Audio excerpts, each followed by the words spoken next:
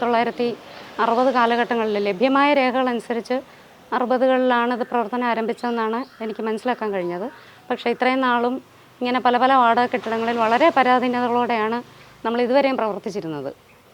അപ്പം ഞാനിവിടെ ജോലി ചെയ്യാൻ ആദ്യം ഇവിടെ ജോയിൻ ചെയ്യുന്ന സമയത്ത് ഞാൻ കരുതിയത് ഭരണസമിതിയുടെ ഒരു താല്പര്യമില്ലായ്മ കൊണ്ടായിരിക്കാം ഈ മൃഗാശുപത്രി ഇത്രയും പരിതാപകരമായ അവസ്ഥയിൽ നമുക്ക് ജോലി ചെയ്യേണ്ടി വന്നതെന്നാണ്.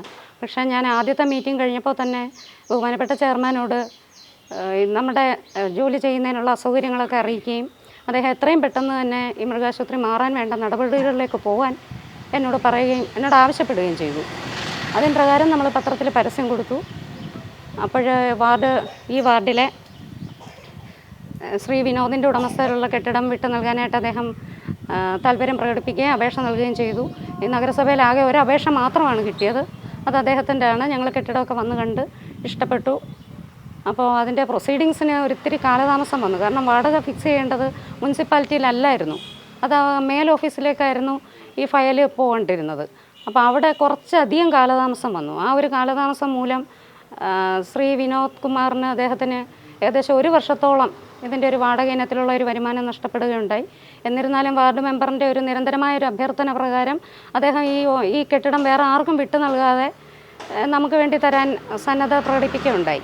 നമ്മുടെ മൃഗാശുപത്രി ഏറ്റവും സ്ഥലപരിമിതിയുള്ള സ്ഥലത്താണ് പ്രവർത്തിച്ചിരുന്നത്. നമ്മുടെ TBNC എല്ലാവർക്കും അറിയാതെ അവിടെ നിന്ന് മാറണമെന്ന് പലവട്ടം പറഞ്ഞാണ് അവസാനം കണ്ടെത്തിയത്. അപ്പോൾ എന്തായാലും ഇത് കണ്ടെത്തിയതിൽ എല്ലാ ETC വാർഡാണല്ലോ പരാതിയപ്പോൾ ഉള്ളത്. എന്ത് ചെയ്യും?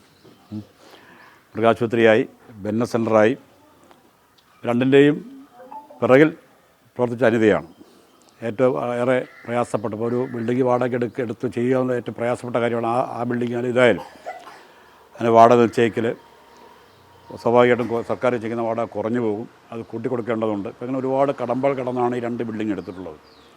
അതെല്ലാം പുറകെ കിടന്നത് അനിതയും ശ്രീ ഗോപനും കൂടാണ്. ഇത്രയും മെച്ചപ്പെട്ട സൗകര്യമൊരുക്കി ഈ മൃഗാശുപത്രി ഇന്നിവിടെ പ്രവർത്തനം ആരംഭിക്കുകയാണ്. കൊട്ടാരക്കര നഗരസഭയ്ക്ക് വേണ്ടി എല്ലാ ഭാവങ്ങളും സൂചിപ്പിച്ചുകൊണ്ട് ഈ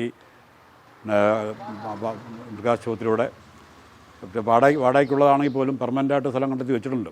അതുകൂടെ തന്നെയാണ് അത് ലഭിക്കുന്നതിനാവശ്യ നടപടി നീങ്ങിക്കൊണ്ടിരിക്കുകയാണ്. അവിടെ പുതിയ ബിൽഡിംഗ് വരും. എന്തായാലും ഇവിടെ തന്നെ മൃഗാശുപത്രി ഉണ്ടാകും എന്ന കാര്യം തർക്കമില്ല.